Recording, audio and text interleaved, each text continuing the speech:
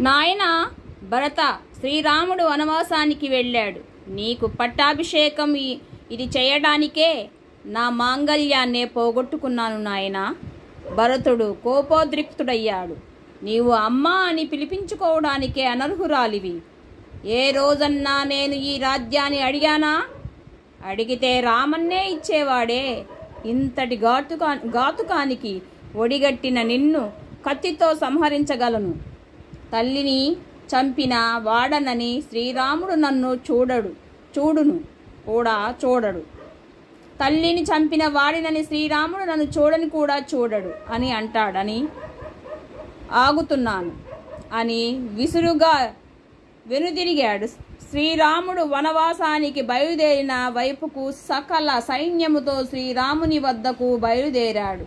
ఆ సీతారామ లక్ష్మణులకు గుహుడు ఆతిథ్యమిచ్చిన ప్రాంతాన్ని దాటి సీతారామ లక్ష్మణులున్న ప్రదేశాన్ని భరతుడు చేరుకుని శ్రీరాముని కాళ్ళ మీద పడ్డాడు. తండ్రి మరణ వార్త తెలుసుకొని శ్రీరాముడు లక్ష్మణులు దుఃఖించారు. సీతాదేవి అత్తల వద్దకెళ్ళి కన్నీరు కార్చింది.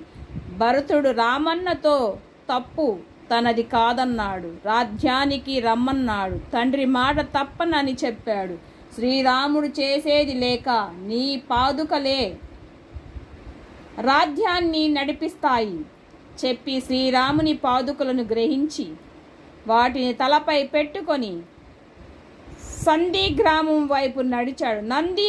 వైపు నడిచాడు. సీతారామ లక్ష్మణులు చిత్రకూటం నుండి బయలుదేరారు. అత్రి అనసూయలను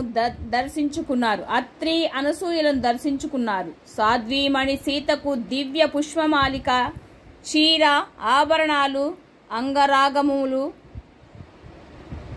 అనులేపనములు ఇచ్చింది. వారి వద్ద సెలవు తీసుకొని దండకారణ్యంలోనికి ప్రవేశించారు. ఆపై సీతారామ లక్ష్మణులు ముందుకు సాగారు.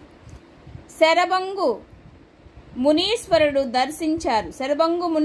దర్శించారు. అక్కడి నుంచి మునీశ్వరులు ఆశ్రమములను దర్శించారు. సుతీక్షుని ఆశ్రమం కూడా దర్శించి ముందుకు సాగిపోయారు. అగస్తుని ఆశ్రమాన్ని కూడా దర్శించి పంచవటి చేరారు. శ్రీరాముని ఆజ్ఞతో లక్ష్మణుడు పొడవాటి గట్టి వెదురు కర్రతో జమ్మి వాసాలతో ఆశ్రమం నిర్మించాడు. దగ్గరలో గోదావరి నది తీరం, పనస, మామిడి, నేమి ఉన్నాయి. పున్నాగ వంటి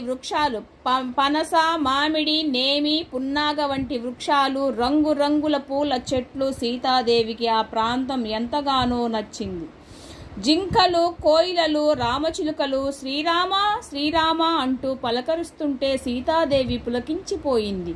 దేవతలకి, పితృదేవతలకి శ్రీరామ లక్ష్మణులు జలతర్పణాలు కావించారు.